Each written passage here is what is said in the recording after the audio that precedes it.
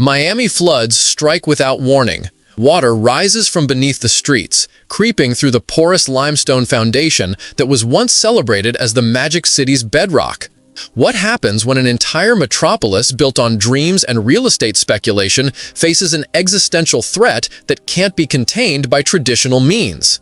Engineers, scientists, and visionaries are racing against rising tides in a secret battle that few outsiders understand, but everyone's future depends on. The stakes couldn't be higher. Will their revolutionary approach save one of America's most iconic coastal cities? Or are we watching the slow-motion collapse of paradise? Once, Miami represented the ultimate American success story, a swampland transformed into a global destination through sheer human determination. Today, that same determination faces its greatest test. While politicians debate and residents wade through flooded streets during sunny days, a small group of innovators is developing solutions that might seem impossible. But wait until you see what they've been hiding beneath the surface. The story begins not with the water, but with the realization that traditional defenses are failing. Every king tide brings the ocean further inland. Each hurricane season threatens catastrophe. The Army Corps of Engineers proposed a massive 20-foot seawall that would cut through downtown. A $6 billion concrete barrier many experts believe would ultimately fail. But behind the scenes, something more revolutionary was taking shape. Dr. Landolph Rohde Barbarigos remembers the moment everything changed. Standing in his laboratory at the University of Miami's Rosenstiel School of Marine and Atmospheric Science, water samples from the latest flooding event still drying on his desk, he sketched the first design that would evolve into Project Seahive. The concept seemed almost too elegant. What if instead of fighting nature, they worked with it? What if the solution wasn't a wall, but a living structure that could grow stronger with time? The problem with Miami isn't just rising seas, it's the very ground beneath the city. Unlike other coastal areas built on solid foundations, Miami sits atop limestone riddled with holes, like Swiss cheese. Traditional barriers can't stop water that doesn't just come from the ocean, but rises mysteriously from below, turning streets into rivers when high tides push salt water through the porous bedrock. We needed something different, explains marine biologist Elena Gonzalez, who joined the Seahive team in its early days. A seawall might work temporarily in New Orleans or New York, but in Miami, it's like putting a lid on a sieve. The water just finds another way in. The team began with a radical premise. What if the best protection wasn't solid concrete, but something that could transform over time? They found inspiration in nature's most resilient structures: coral reefs, mangrove forests, and surprisingly, the geometric perfection of honeycomb. While politicians posed for photo opportunities beside conventional pumping stations, the Seahive team worked in relative obscurity, testing prototypes in wave tanks that simulated hurricane conditions. The hollow, hexagonal concrete modules they developed served dual purposes, dissipating wave energy during storms while providing habitat for marine life that further strengthens coastal resilience. But the true innovation wasn't just the physical structure, it was the philosophy behind it. Instead of building barriers, they were creating ecosystems. Deep within the university research complex, the team faced countless failures. Models cracked under pressure. Early material compositions dissolved in salt water. Funding dried up, then returned after particularly devastating flooding events made national headlines. Dr. Brian House, director of the Sustain Laboratory with its massive hurricane simulator, recalls the early skepticism. People thought we were dreamers. They'd look at our designs and say, interesting, but impractical. Meanwhile, they were spending millions on pumps that everyone knew were temporary solutions at best.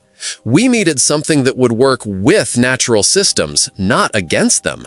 The first breakthrough came not from engineering, but from chemistry. Traditional concrete is notoriously unfriendly to marine life. Its high alkalinity and smooth surfaces discourage colonization by beneficial organisms. The team developed what they call biophilic concrete, a modified material with a pH more suitable for marine growth and textured surfaces where coral polyps and other organisms could attach. That was the moment we knew we were on the right track, says Dr. Rode Barbarigos. When we submerged test samples and saw how quickly they became living structures, we realized we weren't just building infrastructure, we were creating habitats. The first real test came during an unusually intense king tide in October 2 years ago. While much of Miami Beach flooded, a small section of shoreline remained remarkably dry. Drone footage later revealed the difference. Beneath the water's surface, a prototype sea hive installation had performed beyond expectations, breaking wave energy and redirecting water flow.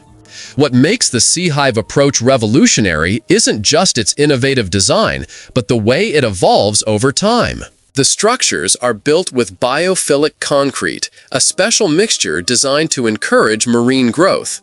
As waves pass through the hexagonal tubes, they lose energy. As marine life colonizes the structure, it becomes stronger and more effective. Traditional infrastructure degrades over time, explains structural engineer Marcus Chen, another key member of the team. Our solution is designed to do the opposite. It gets more resilient as corals grow and mangroves establish themselves. Watching time-lapse footage from underwater cameras at the test site is like witnessing accelerated evolution. Day by day, the sterile concrete surfaces disappear beneath a growing layer of marine life. First come the biofilms, microscopic communities that soften the harsh environment. Then algae, creating food sources for small fish. Eventually, coral polyps attach, beginning the slow process of reef building. Within months, what began as an artificial structure becomes increasingly natural. The hexagonal design isn't random. After testing dozens of configurations, the team found that hexagonal tubes arranged in a pattern reminiscent of beehives provided optimal wave dissipation while using minimal material. The hollow centers allow water to flow through rather than crash against a solid surface, reducing the massive forces that typically destroy traditional barriers during storms. But progress hasn't come without opposition. Property developers fear anything that might affect waterfront views. City officials worry about betting on unproven technology. And some environmentalists initially questioned putting more concrete into marine ecosystems until they saw how quickly the structures became living reefs. We had to overcome the concrete is bad mentality, says environmental advocate Sarah Martinez, who initially opposed the project but became one of its strongest supporters. Once I saw that these weren't just static blocks, but the foundations for new ecosystems, I realized this was different from anything we'd tried before. The real challenge wasn't just technical, it was political and financial. How do you convince a city built on short-term thinking to invest in solutions that might take decades to reach their full potential? The answer came from an unexpected source when several major insurance companies began refusing to issue new policies for certain flood-prone areas. Suddenly, abstract future threats became immediate financial problems. Property values in vulnerable areas began to drop. The economic toll of doing nothing finally outweighed the cost of innovation. It's unfortunate that it took financial pressure to create momentum, says urban planner David Morales, who helped integrate sea hive concepts into broader city planning. But sometimes that's what it takes. When people see their most valuable assets at risk, they start paying attention. The project gained further credibility when international engineering firms began incorporating similar concepts into their proposals for other vulnerable coastlines. What started as a university research project was evolving into a global movement toward living infrastructure. While the Sea Hive team continued refining their approach, a parallel effort was taking shape on the policy side. Urban planners began identifying critical zones where living infrastructure could have the greatest impact. What emerged was a blueprint not just for saving Miami, but for reimagining how coastal cities worldwide might adapt to climate change. We're not just talking about preventing flooding anymore, explains City Resilience Officer Claudia Rodriguez. We're reimagining our relationship with water. In some places, that means keeping it out. In others, it means creating spaces where water can safely go during flood events. The vision goes beyond just preventing flooding. In areas where water inevitably will come, designers are creating amphibious architecture, buildings that can temporarily float during flood events. Streets are being redesigned as water plazas that transform into retention ponds during heavy rain. Parks are being reconfigured to serve as massive sponges, absorbing millions of gallons that would otherwise flood neighborhoods. Perhaps most revolutionary is the shift in thinking about water itself, from something to be controlled to something to be accommodated. The new Miami isn't trying to keep water out at all costs. It's learning to live with water in sustainable ways. This approach required rethinking how infrastructure projects are evaluated. Traditional cost-benefit analyses focus on immediate protection against specific threats. How many dollars of damage will be prevented by each dollar spent on infrastructure? But living infrastructure provides benefits that extend far beyond flood prevention. When we factor in improved water quality, enhanced biodiversity, carbon sequestration, increased property values near beautiful natural areas, and reduced urban heat island effects, the economics become overwhelmingly favorable, explains environmental economist Dr. Jasmine Park. A traditional seawall does one thing: it blocks water, and often not for very long. Living infrastructure serves multiple functions and grows more valuable over time. By now, you might be wondering, if this approach is so promising, why hasn't it received more attention? The answer reveals much about how we respond to slow-moving crises. The Seahive project doesn't offer the immediate visual impact of massive seawalls or the political appeal of giant pumps that can be unveiled at ribbon-cutting ceremonies. Its effectiveness builds gradually, measured in decades rather than news cycles. There's also the uncomfortable reality that some areas simply cannot be saved. For these locations, the team is helping develop managed retreat strategies, planned relocations that preserve communities even as they give land back to the sea. It's the kind of conversation no politician wants to have, but that visionary planners insist must be part of any realistic solution. The hardest part of our job isn't the engineering, admits Dr. Rode Barbaragos. It's having honest conversations about the future. Some neighborhoods will need to move. The question is whether we do that in a planned, equitable way or wait for disasters to force our hand.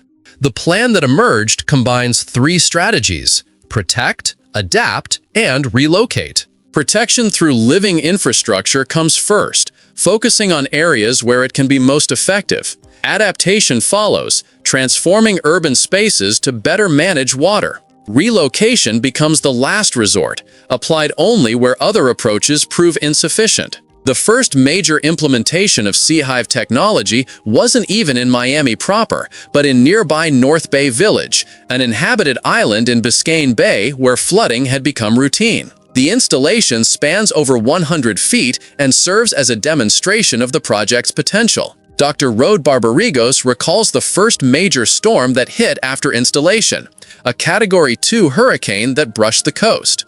"We were all watching the monitoring stations, hardly breathing," he says. "When the data came in showing how much wave energy had been dissipated, we knew we were onto something extraordinary." The North Bay Village installation wasn't just a technical success. It became a living laboratory where researchers could observe how natural systems integrated with engineered ones.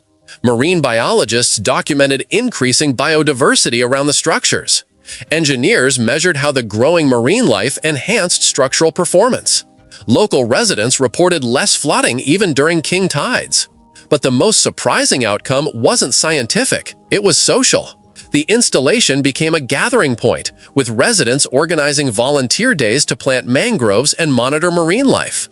What began as flood infrastructure evolved into a community asset, with educational programs for local schools and citizen science initiatives for residents. That's when we realized this was more than engineering. It was community building, says Community Outreach Coordinator Miguel Santos. People weren't just getting protection from floods, they were reconnecting with the water in positive ways.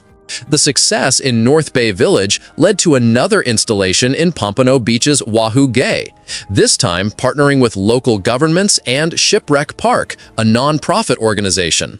Here, the Seahive structures were incorporated into a marine park design, creating an artificial reef that serves as both coastal protection and a destination for divers and marine education. What makes this approach different from previous attempts isn't just the technology, but the comprehensive thinking behind it. It's not a single solution, but an integrated system. Sea hive structures protecting the coast, expanded green spaces absorbing rainfall, revitalized wetlands filtering water, and smarter building codes ensuring new development doesn't exacerbate problems. The project also represents something profound about human ingenuity. Rather than brute forcing nature with ever bigger walls, the team is working with natural processes, amplifying them, and creating infrastructure that becomes more effective as ecosystems establish themselves. Dr. House explains the philosophical shift. Traditional engineering sees nature as something to be overcome. Our approach sees nature as a collaborator. We're designing systems that harness natural processes instead of fighting them. This shift extends to how success is measured. Rather than focusing solely on how much water is kept out, the team monitors biodiversity, water quality, carbon sequestration, and community engagement. By these metrics, the living infrastructure approach is already demonstrating tremendous value. The expansion continues. After successful pilot projects, Miami-Dade County incorporated sea hive concepts into its broader sea level rise strategy. Rather than relying solely on the Army Corps' proposed seawall, the county is developing a hybrid approach that combines targeted hard infrastructure with extensive living structures. We're not abandoning traditional engineering entirely, explains County Resilience Officer James Murley, but we're being smarter about where we use it and how we complement it with natural systems. The next phase involves scaling up dramatically. Plans call for miles of living shoreline installations, restoration of historical mangrove forests where possible, and integration with the existing network of canals and pumping stations. The goal isn't just to address current flooding, but to create a system resilient enough to handle the projected sea level rise over the next century. Today, Miami stands at a crossroads. One path leads toward ever more expensive hard infrastructure, temporary fixes, and eventually widespread abandonment as costs become prohibitive. The other path, the one pioneered by the Sea Hive team, offers something different. A city that doesn't just survive rising waters, but transforms itself to thrive in a changing environment. The challenges remain immense. Some areas will still be lost. Adaptation will require massive investment, and the full effectiveness of living infrastructure takes time to develop. But for the first time, there's a viable alternative to either denial or despair. The economic arguments are increasingly compelling. A study conducted by the Urban Land Institute found that investment in proactive flood protection and climate adaptation in Southeast Florida would generate between $5 and $9 in benefits for every dollar invested. Building-level adaptations like flood-proofing and elevation could support over 3,000 job years through 2040. Community-wide adaptations, including green infrastructure and enhanced dunes, could support more than 15,000 job years. This isn't just about avoiding disaster, says economist Jennifer Rivera. It's about creating economic opportunity through adaptation. The cities that figure this out first will have exportable knowledge and technologies that the whole world will soon need. International attention is growing. Delegations from vulnerable coastal cities around the world, from Bangkok to Lagos to Amsterdam, have visited the Sea Hive installations to learn from Miami's experience. What began as a local solution is evolving into a global movement. There's something powerful about seeing it in person, says Dutch water management expert Willem van der Meer, who visited recently. The Netherlands has centuries of experience fighting the sea with hard infrastructure, but even we recognize that the future requires working with natural systems, not just against them. Education has become a crucial component of the project. Local schools have developed curricula around living infrastructure, with students participating in monitoring and maintenance. Universities are establishing research programs focused on advancing the technology. The goal is creating a generation of professionals equipped to continue and expand this work. We're training the future guardians of these systems, explains Education Coordinator Lisa Washington. These students will inherit the infrastructure we're building, and they need to understand not just how it works, but how to improve it. Walking along the shoreline where one of the Sea Hive installations has been in place for several years now, the difference is visible to the naked eye. Marine life clusters around the structures. Wave action is noticeably reduced. During the last king tide, areas behind the installation stayed remarkably dry while neighboring sections flooded. The real test will come with time and increasingly severe storms. Will these living structures continue to grow stronger? Can they be implemented at a scale large enough to protect entire communities? The Sea Hive team believes the answer is yes, but acknowledges they're in a race against rising seas. For residents like Maria Hernandez, who has lived near the water for 30 years, the new approach offers something previous flood control efforts never did: hope. For years, all we heard was that eventually we'd have to leave, she says. Now, for the first time, I feel like maybe we can stay and adapt. The project faces ongoing challenges. Funding remains inconsistent, with investment spiking after flooding events but waning during dry periods. Regulatory frameworks designed for traditional infrastructure sometimes struggle to accommodate innovative approaches. And the slow pace of natural processes tests human patience. We're constantly balancing immediate needs with long-term vision, explains project manager Robert Tanaka. People want protection now, but the best solutions take time to mature. Finding that balance is our daily challenge. Yet progress continues. New materials are being developed to enhance the biophilic properties of the structures. Advanced monitoring systems track performance and biological growth in real time, allowing for constant refinement. And increasingly sophisticated models help predict how the systems will perform under various climate scenarios. Perhaps most importantly, the concept is spreading beyond Miami. Similar approaches are being implemented in vulnerable coastal areas around Florida and beyond. What began as a local experiment is evolving into a new paradigm for coastal resilience worldwide. What's happening in Miami has implications far beyond South Florida. Coastal cities worldwide face similar threats, and traditional engineering approaches are proving inadequate almost everywhere. The Sea Hive methodology represents a fundamentally different philosophy, one that sees natural processes as allies rather than enemies. The ocean isn't our enemy, reflects Dr. Rode Barbarigos. It's a powerful force that we need to respect and work with, not against. The moment we started thinking that way, everything changed. As twilight settles over Biscayne Bay, the outlines of the Sea Hive structures are just visible beneath the water's surface. They don't dominate the vista like a massive seawall would. They don't announce their presence with the mechanical hum of giant pumps. They simply do their work quietly, growing stronger with each passing day, each new coral polyp, each mangrove seedling that takes root. Empty tables, empty streets, empty dreams. That's what many predicted for Miami's future as seas continue to rise. But perhaps there's another possibility, one where innovation, natural processes, and human determination combine to write a different story. The tide is coming in now, water lapping higher on the shore.